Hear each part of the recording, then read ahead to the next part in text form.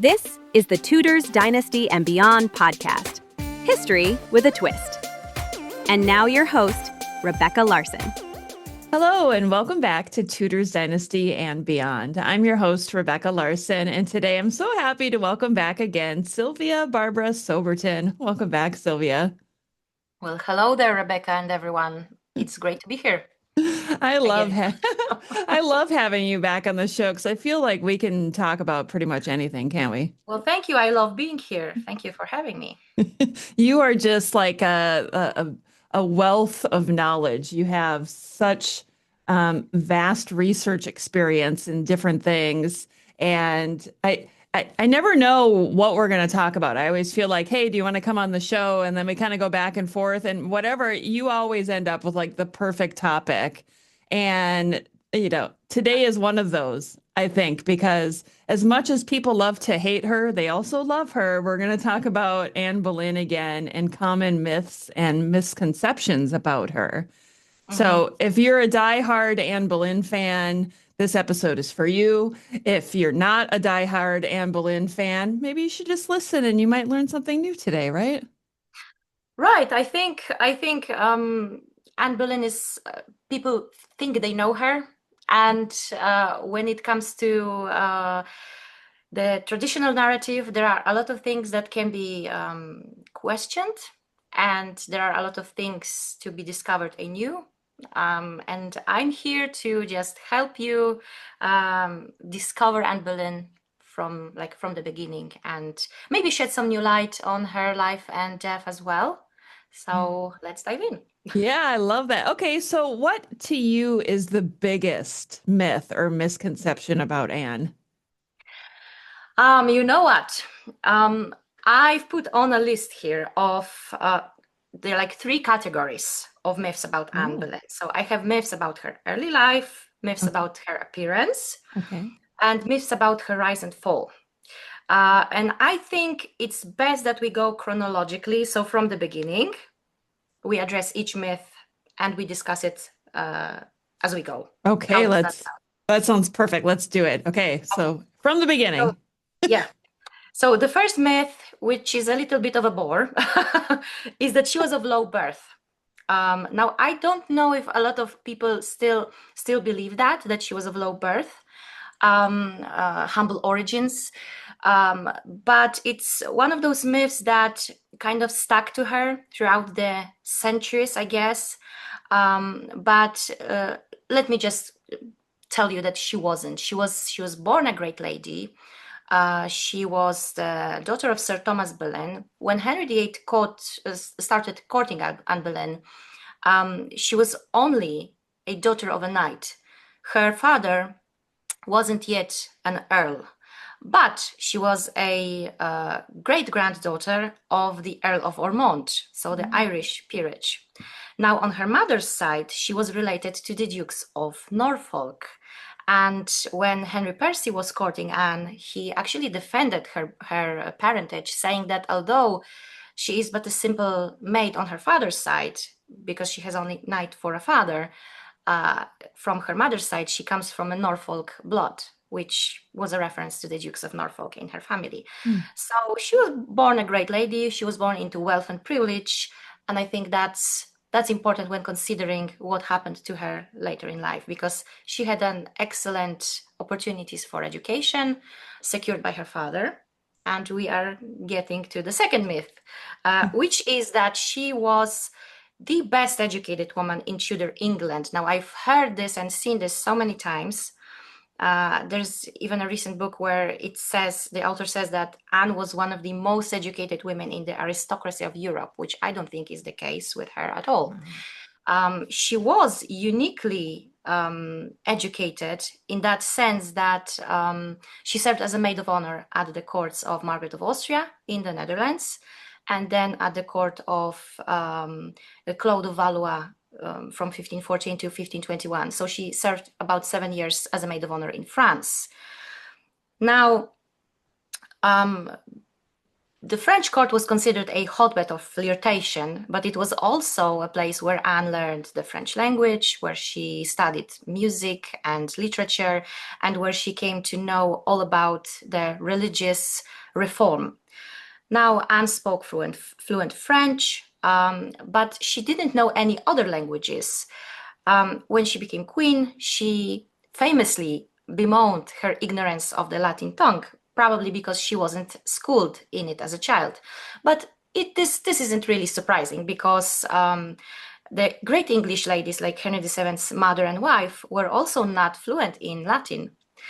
Anne was educated to serve at court and become a pleasing companion to the queen. She sang, she danced, played the lute and harpsichord.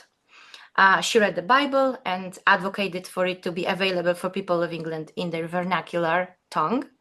And she also read widely, usually in French, about religious debates. So her education was exceptional in that sense that she was educated abroad, serving as a maid of honor in the Netherlands and in France, but not exceptional in terms of the skills that she learned. And if we compare her education, let's say, to the education of Sir Thomas More's daughters, they were so much better educated than Anne. They knew Latin, Greek, Hebrew, not only French. For example, Margaret More, Sir Thomas More's daughter, eldest daughter, translated Erasmus's works. She basically corresponded even with Erasmus. But that's not surprising, isn't it? Because she was the daughter of Sir Thomas More, and he was a scholar, a thinker, a humanist, and so on. It's interesting that Sir Thomas More, he had 4 daughters and 1 son, and he noticed that the girls were as intelligent and as capable of learning as boys were. And so all of his children were taught to read and write in English from the young age, and their tutor, John Clement, instructed them in Latin and Greek. They were also taught theology, philosophy, logic, astronomy, mathematics. And Thomas greatly respected women's intelligence and encouraged his children's tutor not to differentiate between them on the basis of sex. His view was that through attaining this great education, women could achieve greater closeness to God. So that's one of the very interesting aspects of life if you were a Tudor noblewoman, I guess. I think this is so interesting because as you were talking about Anne Boleyn's, let's say her low birth and then her education, I feel like there's so much of this that pertains to court at the time too. Because if we look when Anne came around, there was the battle between her and Catherine of Aragon. And Catherine of Aragon is known to come from a royal Spanish family. She was well educated. So the idea is to make Anne look bad, right? She's from low birth. But then she's sandwiched on the other side by Jane Seymour, who was of much lower birth than Anne Boleyn and Catherine of Aragon, and much less educated as well. Yes, in terms of Henry VIII's wives, if we compare Anne to Catherine of Aragon, well, Catherine was born to be queen consort. And so her parents, Ferdinand of Aragon and Isabella of Castile, took really great care of their daughter's education. And Catherine was said to have this really humanist education. For example, Erasmus said that she was miraculously learned for a woman, and wrote that the queen loves good literature, which she has studied with success since childhood. She also read the Bible. She spoke several languages. So other than her native Castilian, she spoke Spanish, Flemish, French, and English. So that's impressive. Yeah. But she was born to be queen. And Anne Boleyn was born to be a servant at court, to be a maid of honor and then lady in waiting, to be a great lady as well, because she was raised in the expectation of a good marriage.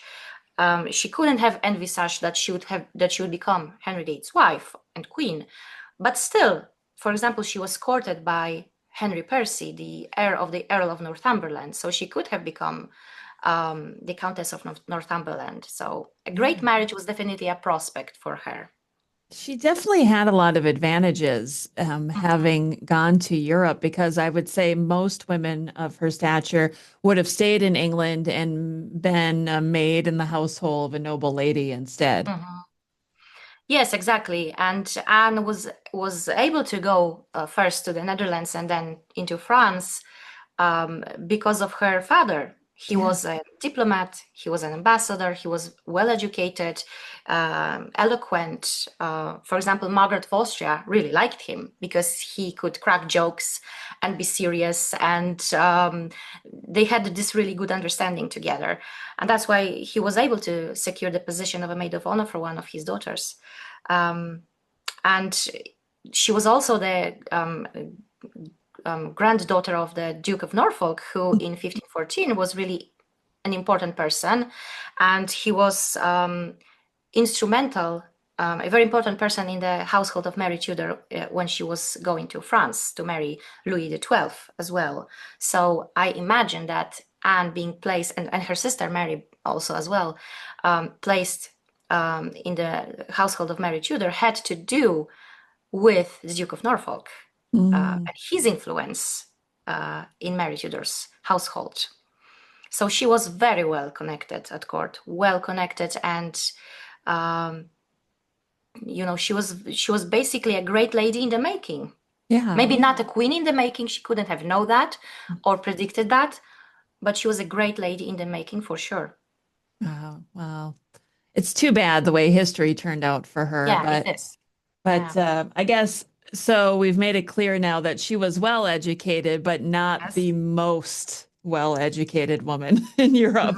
Mhm. Yes, definitely not. There were others who were schooled to become great ladies like queens, Yeah. right? So, but she was still exceptionally well educated for a woman of her station. So the next myth, if we are talking about France, is that she was promiscuous while at the French court. Now, we know that she spent 7 years at the Valois court serving Francis I's wife, Queen Claude. And Francis was known as the lover of female charms from very early in his reign.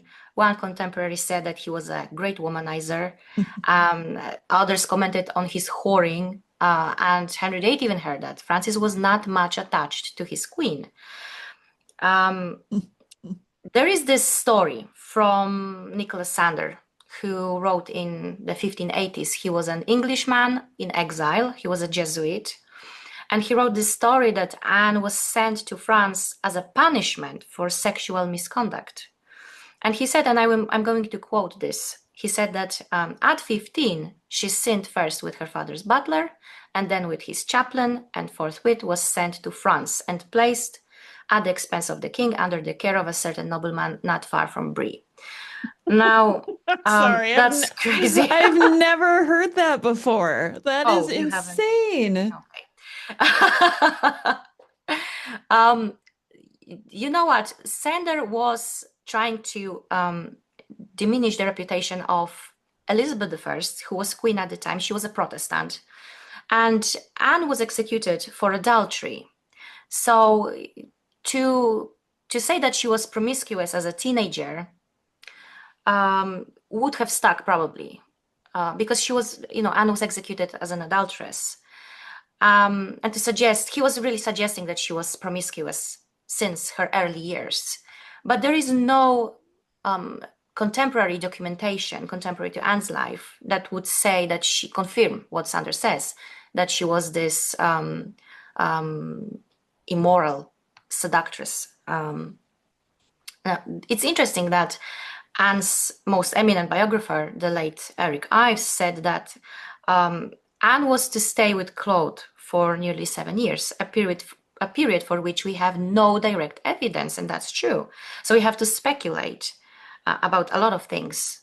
What Anne have seen at the French court, what she experienced there, and because her stay at the French court is so poorly documented, historical novelists have this creative freedom to imagine and reconstruct her life in diverse and imaginative ways, right?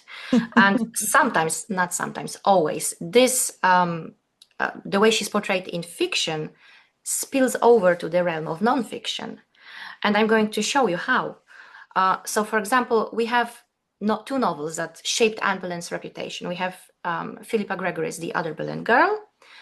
For example, we have this scene where Anne catches Jane Seymour on Henry's lap, and she calls her a whore. But then Henry VIII says that, basically says that Anne used French tricks on him during their courtship, which we can imagine what he means by that, right? Hilary Mantel in Bring Up the Bodies is more explicit. It's a novel about the fall of Anne Boleyn as seen through the eyes of Thomas Cromwell. And Anne's sexuality is a recurring theme. On one occasion, there's a scene where Jane Boleyn, Lady Rochford, Anne's sister-in-law, confides in Cromwell that before Anne married Henry VIII, she used to practice with him in the French fashion. And she says, well, you know what I mean.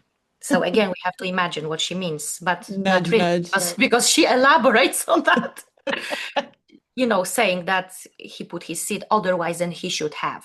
Mm-hmm. So Cromwell's conclusion, because it's from Cromwell's point of view, is that Henry regretted these lost opportunities for conceiving a male child with Anne, and there's a scene where Henry says that he thought that Anne was untouched because that was what she told him, that she was a maid, pure and chaste, and that wasn't really the case in the novel. And at least one historian also depicted Anne as sexually experienced, and that she learned that at the French court. But that's just reading too much into, I guess, Sanders' negative portrayal of Anne. That portrayal had very clear goal to depict her as immoral seductress, as evil, because she was mother of Elizabeth I, and he was trying to portray Elizabeth, most of all, as unfit to rule. So to say that Anne that she learned the French tricks at the French court in a sexual way is incorrect. And I'm really surprised that novelists spend so much time busying themselves with Anne's sexuality. But then again, I guess that's part of her story as well, because she refused to have sex with the king. And there are various theories as to why, and was it even the case?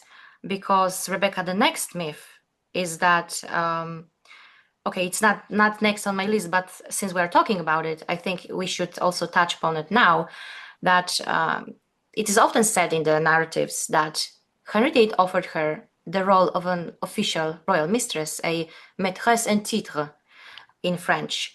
And that's not really the case, because the official royal mistress, the title didn't really exist in France until later. And there's this brilliant research by Professor Tracy Adams, where she makes this point that the word mistress in the 16th century sense didn't mean an extramarital sexual partner, but someone to marry, like a wife. So Henry VIII was not offering Anne to become his mistress, his extramarital sexual partner, but he was trying to make her his wife. Mm-hmm. That's really interesting. You talked to Tracy Adams on podcast before, and she explained that beautifully. And there is also a paper. So this really is a research that puts Anne Boleyn in a different light. She's no longer the seductress. She's no longer hard to get, but she refused to be, she didn't want to have sex with the king, and so he wanted to make her his wife and his queen. So that's interesting. The love letters, I guess, if we are talking about it now, is another thing. We are often said, told that that Anne Boleyn and Henry VIII didn't have sex. Well, maybe they didn't, but they did engage in intimacies, and we have evidence of that in Henry VIII's love letters, the so-called love letters. I would say those are rather last letters, because they are, because sexual longing really underpins the king's letters. For example, in one of them, he says that he wishes himself at this moment privately with you. Mm-hmm. In another, he basically daydreams about spending an evening in my sweetheart's arms with pretty duckies, and those are breasts, I trust shortly to kiss. And we know that he is not referring to that he would be doing all of this after they marry, but he was writing this letter to her and he says, well, I'm coming towards you now. And he writes all of those things when he's coming to see her. So they will be exchanging those intimacies when they meet.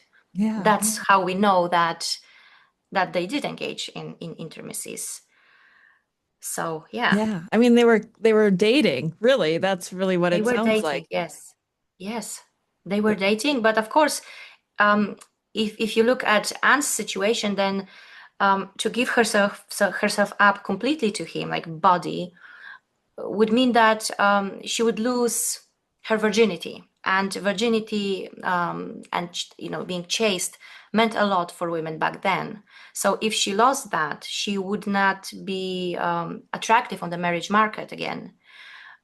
So that was her, I'm not going to say weapon, but that was her, one of the things that she valued about herself. And a lot of women valued their virginity.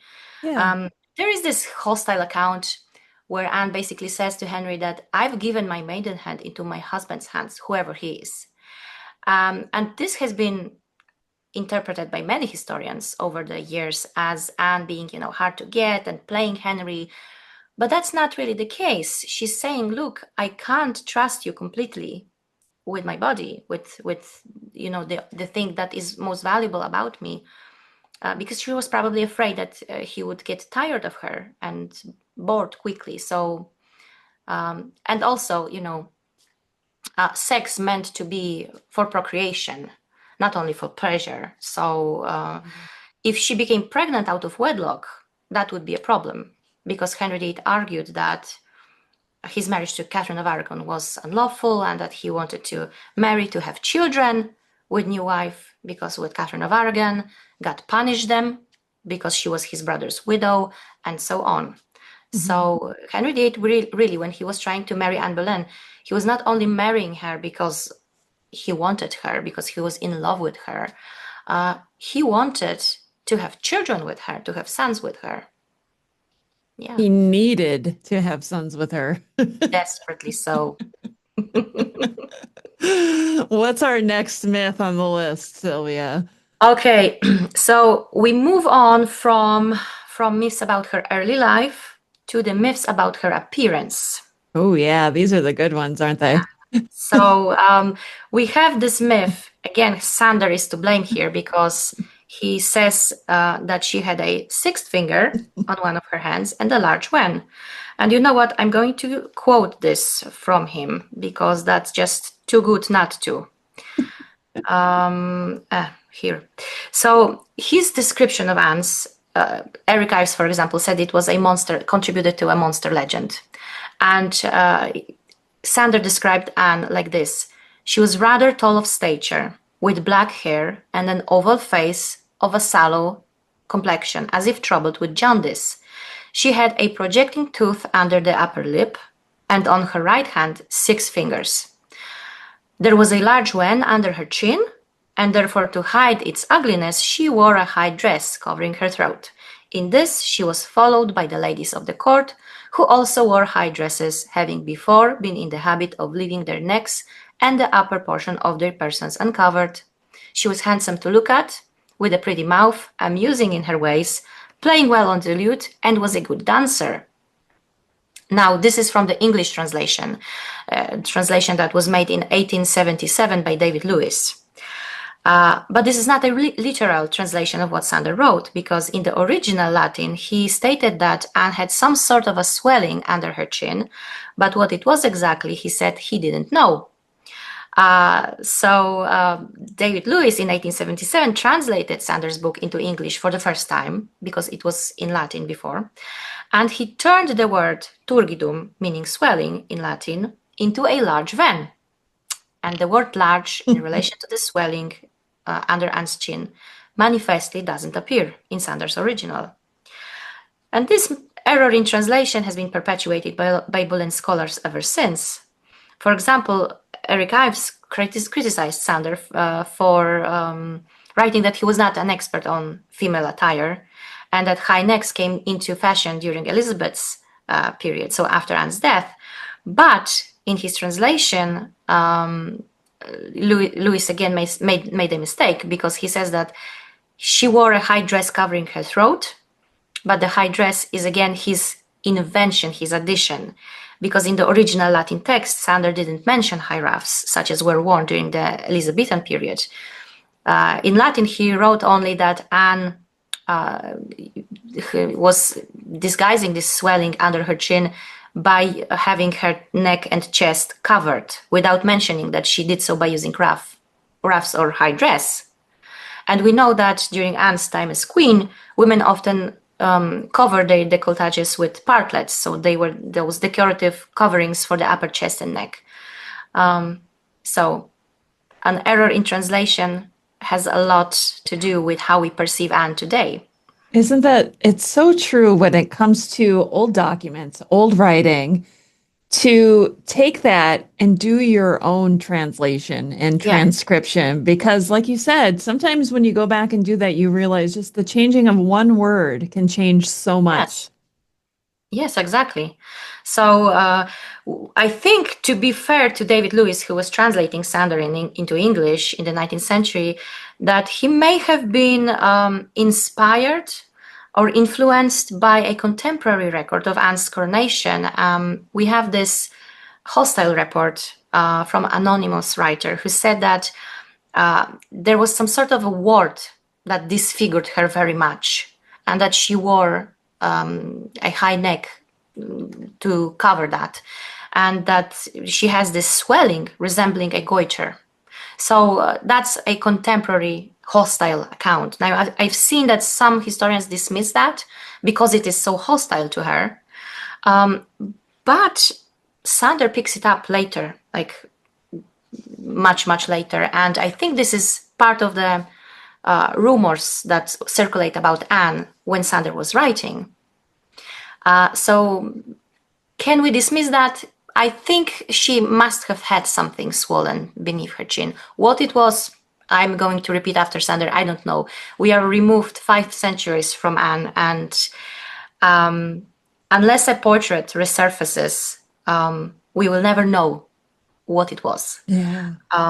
But at least 2 people repeated that. One anonymous eyewitness to her coronation, and Sander, who is not an eyewitness, but who was clearly inspired by whatever was circulating about Anne during his lifetime. Yeah. Well, we always talk about how gossip is based with a little bit of truth. So, like you said, there probably was something, some type of swelling, who knows what was going on with her neck or under her chin, but they just took it and ran with it and made it worse than it probably actually was. That's probably true, yeah. So this is another myth is connected to this, because one of the myths about Anne is that there is no contemporary portrait of her. But actually that's not the case, because we have a drawing by Hans Holbein, which is inscribed Anne Boleyn Queen. And I think she's hiding, really, Rebecca, in plain sight. I think it's possible, yeah. Yeah, because it has been suggested by David Starkey and John Rowlands in the year 1983. So that was before I was even born, Rebecca. Don't even say that. And they pointed out that John Cheek was identifying the sitters in Hans Holbein's great book. Now, Sir John Cheek was a tutor of Edward VI, and he knew most of the people he was identifying. And it's not very likely that he would have misidentified Anne Boleyn, because he knew her. He knew her. And his entire career was founded on the Boleyn connection. So how likely would this be that he identified a woman who looked nothing like Anne as her? Yeah, that's a great point. But I think a lot of people imagine that Anne was this ravishing beauty. That's another myth, I guess, that she was so beautiful that Henry VIII fell in love with her. But we don't see a lot of praise of Anne Boleyn's appearance from her contemporaries. There are varying documents. One of the ambassadors who has never seen her says, well, Henry VIII is going to marry Anne Boleyn, who is said to be very beautiful. And another person who has never seen her says, well, people say that this Anne Boleyn is very ugly. So we have two polarizing opinions by people who have never seen her. Yeah. And and I think that today we like to imagine, like collectively, that she was so beautiful when we have no evidence that she was. And anyway, her charm and her attractiveness, I think, was not in her appearance, but in her wit, in her intelligence. She was different, certainly from Henry VIII's point of view, because she was educated abroad. She spoke fluent French, she wore French fashions, and so on. So she was appealing to Henry VIII on many levels. Beauty, anyway, lies in the eyes of the beholder. So whatever Henry VIII saw in Anne Boleyn, whether she was really beautiful or not, she was attractive to him. That's what mattered, right? Well, and he clearly was attracted to intelligent women, right? With Catherine of Aragon as the example of the first woman he married. Super intelligent. She was seen as beautiful to most, maybe later, not to as many. But there are definitely similarities between the two women this way. Definitely. Yeah. So, yeah, this sketch by Hans Holbein, Anne Boleyn Queen, I think she's hiding in plain sight. We just don't want to see her as she is, because I guess we imagine that she must have been like this beauty. And anyway, this is just a sketch. So if we would see a colored version of this, whether it was a painting or intended as a miniature, as has been suggested recently, she would have probably looked a little bit different and maybe more appealing to our eyes, because this is just a sketch. Also, a lot of historians suggest that she's wearing a nightgown in this sketch. I don't think she is wearing a nightgown. I think there is a miniature by Holbein from the mid-1530s of Margaret Roper, Thomas More's daughter. And she's wearing a very similar dress to what the sitter in the Windsor sketch, in this Hans Holbein sketch. Margaret also has this high chemise fastened on her neck. And she's wearing this tippet of fur, I guess it's called, around her shoulders. And I think that's what Anne Boleyn is wearing in the Holbein sketch as well. I don't think it's a nightgown. Oh, that's so interesting that you compared those two. Now I have to look at both of them side by side and look at them and tell me what do you think, because there are a lot of similarities between the dresses. Okay. I think Anne is not wearing a nightgown at all in this. Okay, so for those of you that are only listening to this episode, I want you to know there is a video of this episode that we're doing right now, and I have the pictures side by side so that you can see that these women were dressed very similarly. How exciting. I love seriously, Sylvia, sometimes you come on the show and you surprise me with this. Like, I feel like I've known a decent amount about Anne Boleyn. She was the first Tudor queen that I really did a lot of research on. But then I shifted away, many, many years ago and started looking at other people. So this is kind of like a good little refresher and update session for me. That's my intention, to show people that there's still so much to learn about Anne and so much to discover about her as well. So, yeah. Well, thank you. I'm glad I surprised you.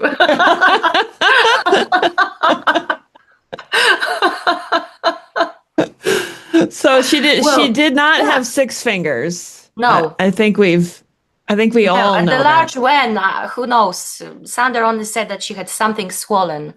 And I think, if we are talking about Sander, I think a new translation of his book is needed. Yeah. Or maybe not, because he's, very hostile to Elizabeth and to Anne. So yeah. So my question just pointing out that, mistranslation crept in there. So What's your take on the color of Anne Boleyn's hair? I think her hair was dark. I think so.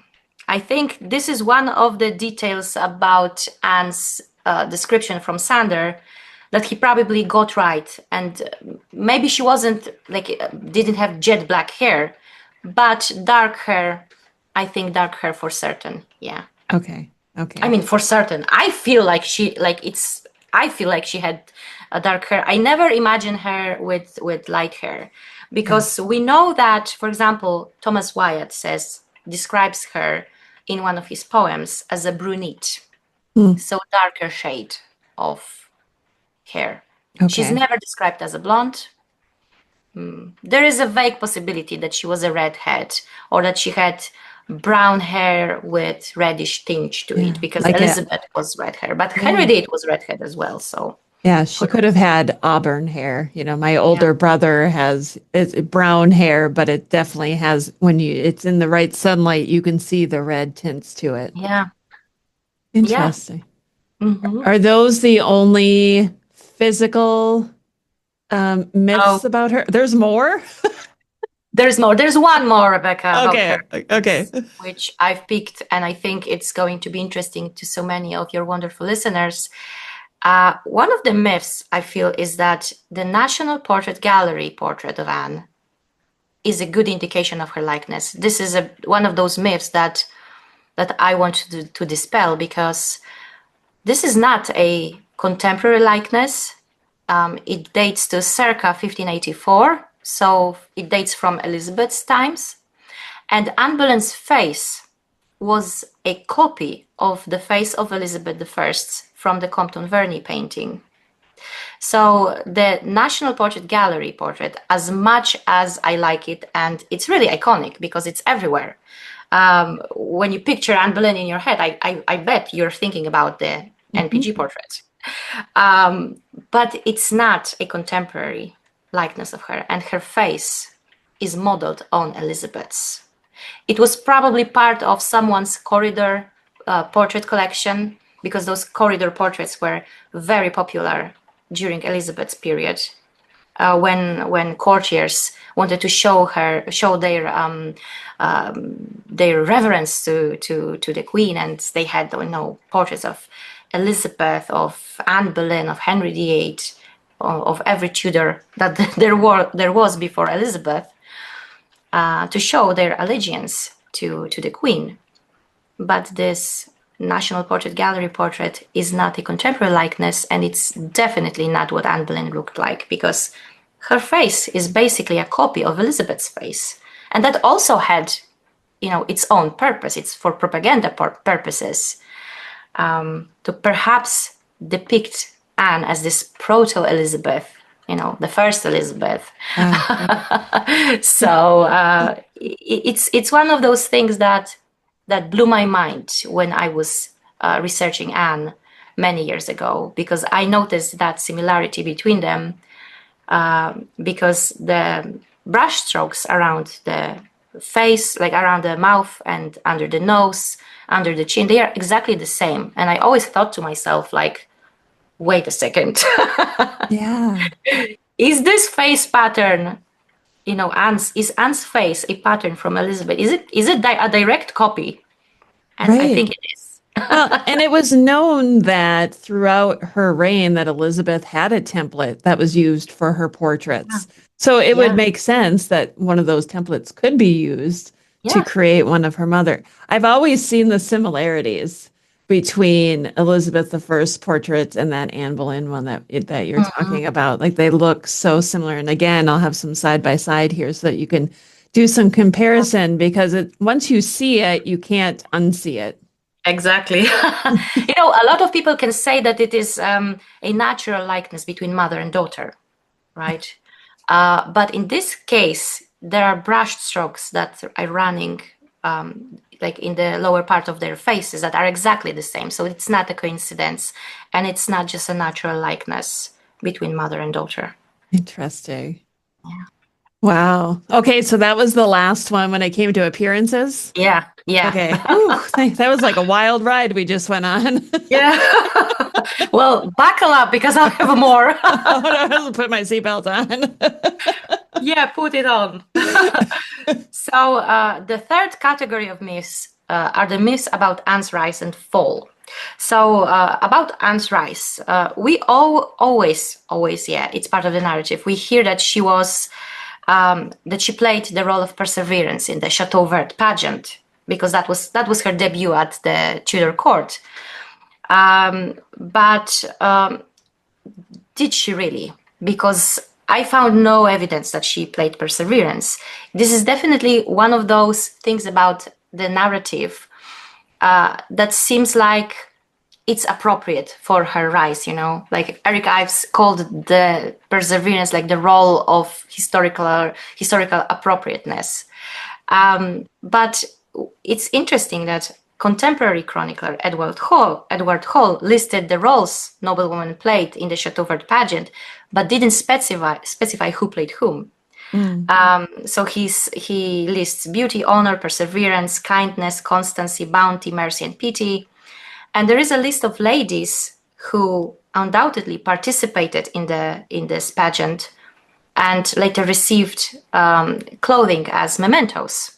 And those ladies were named as the French Queen, which is Mary Tudor, Henry VIII's younger sister, the Countess of Devonshire, Anne Boleyn, Anne's sister Mary, their sister-in-law Jane Parker, Mistress Brown, Mistress Dannet, and a mistress who was not named. And someone has apparently merged those two accounts together, resulting in the assumption that Mary Tudor played beauty, and that Gertrude Courtenay, Countess of Devonshire, played what did she play? Sorry. Mary Tudor played. There is a lot of things to keep track of, Yeah.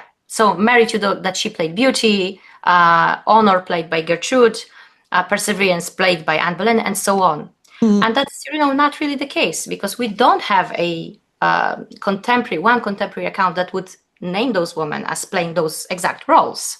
So whereas we know that they certainly took part in this pageant, they didn't play those exact roles.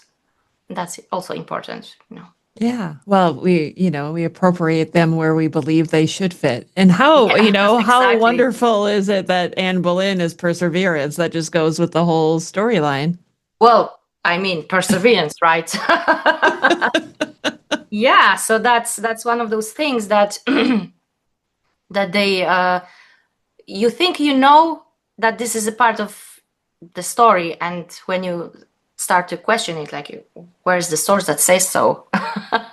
It's so important to question things. Yeah. You can't just take everything as fact. You really have to question things. And I think there's just a lot of people out there who this is their entertainment. They don't want to do the research. So then it comes back to people like you and me.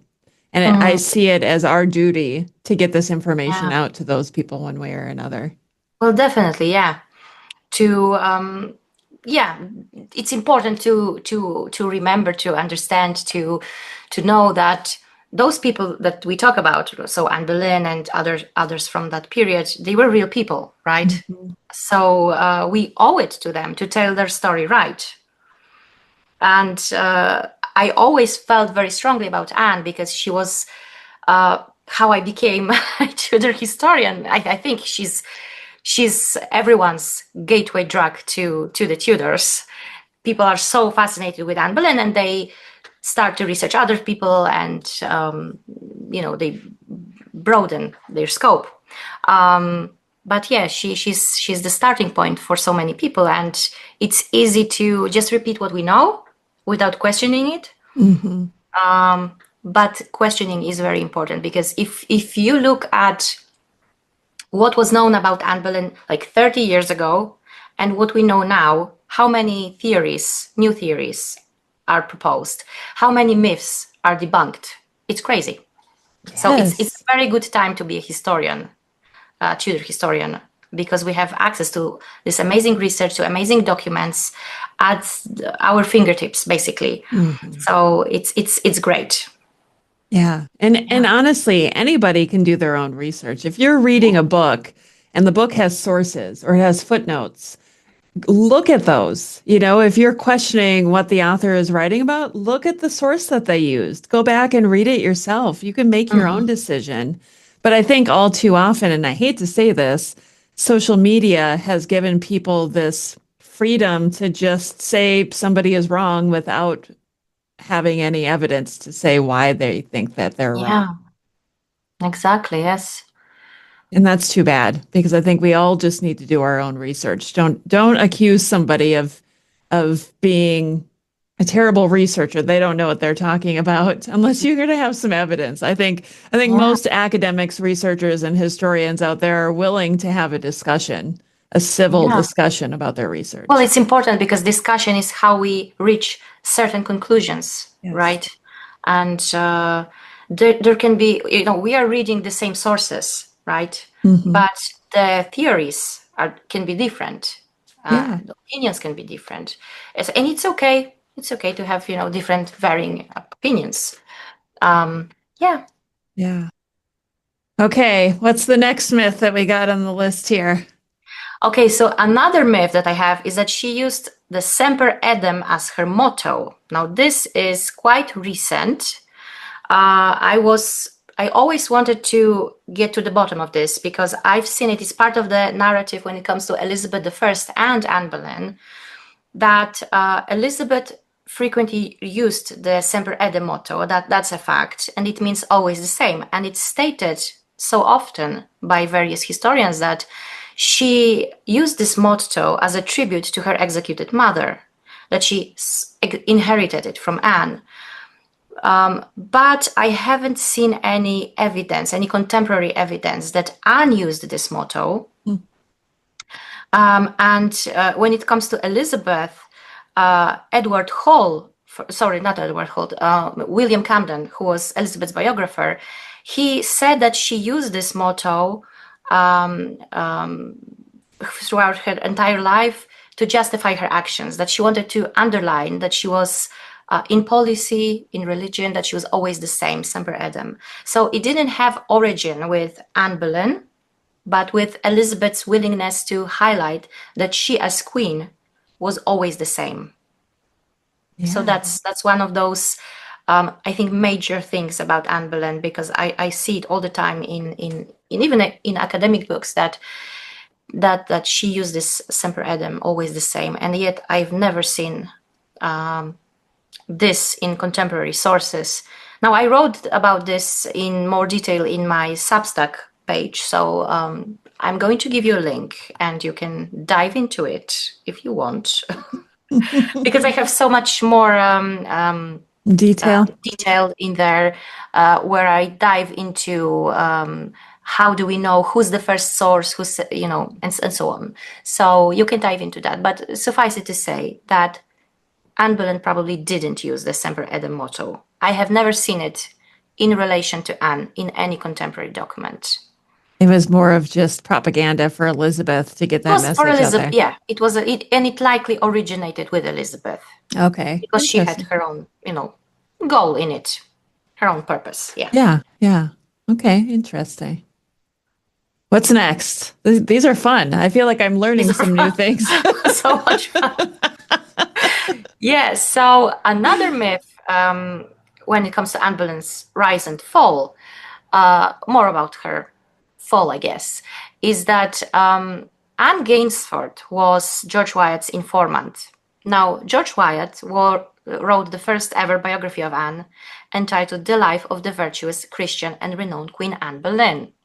It was in the early 17th century. Now, George was the grandson of poet Thomas Wyatt, who is believed to have had a romantic interest in Anne Boleyn before she caught Henry VIII's eye. Now, Wyatt claimed that his informants were two women, of whom one served as Anne's lady-in-waiting.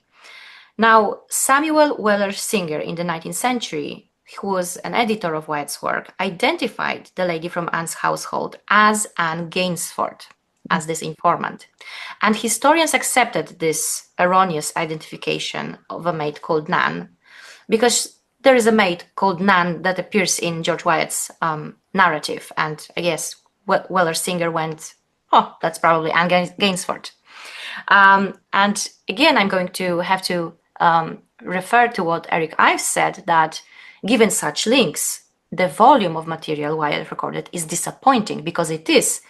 We would expect so much more from a lady in waiting who served Anne, so many more details about Anne's life, maybe her appearance and so on. And it's really disappointing what Wyatt has there. Now, Weller Singer was wrong in his identification, because Anne Gainsford died before George Wyatt was even born. And how do we know that? We know that because George Zush, Gainsford's husband, made his last will in 1548, and he referred to his wife Ellen, now my well-beloved wife. So Anne Gainsford couldn't have been Wyatt's informant, because she was dead before he was even born. There you go. There's that important research that you have to do.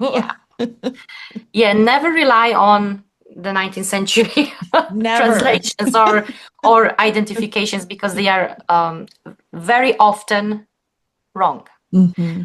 And to be maybe fair to Weller Singer, that around the same time as he was editing his work of Wyatt, another work was published. It was John Fox's Book of the Martyrs. And in this book, there are reminiscences of one John Luth, Archdeacon of Nottingham, who included Anne Gainsford.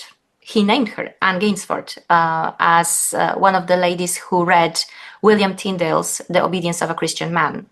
And I think that's how Weller Singer got the name, because Anne Gainsford's name was already out there in print, and she was one of Anne's ladies, and she was documented in this Book of Martyrs.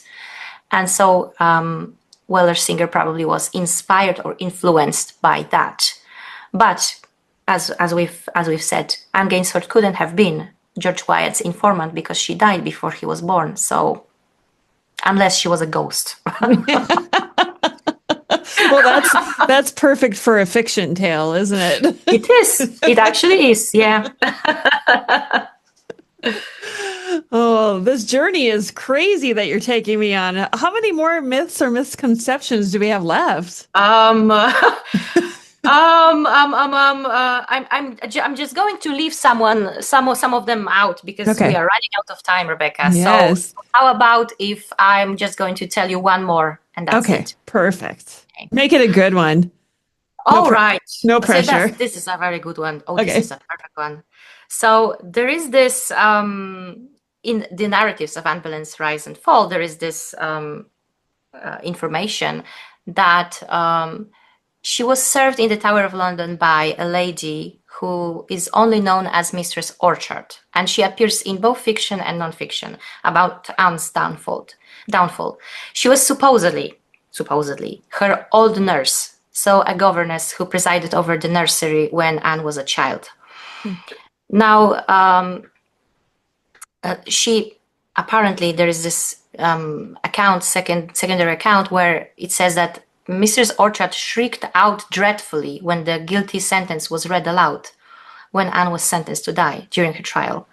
And that's not really the case, because we have Charles Risley, the Windsor Herald, who tells us that the two ladies who attended Anne Boleyn during her trial were Lady Kingston, the constable's wife, and Lady Boleyn, Anne Boleyn's aunt.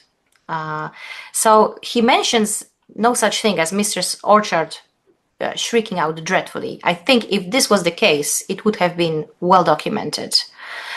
Now, also William Kingston, whose letters are our main source for Anne's time in the Tower towards the end of her life, he doesn't mention Mistress Orchard at all.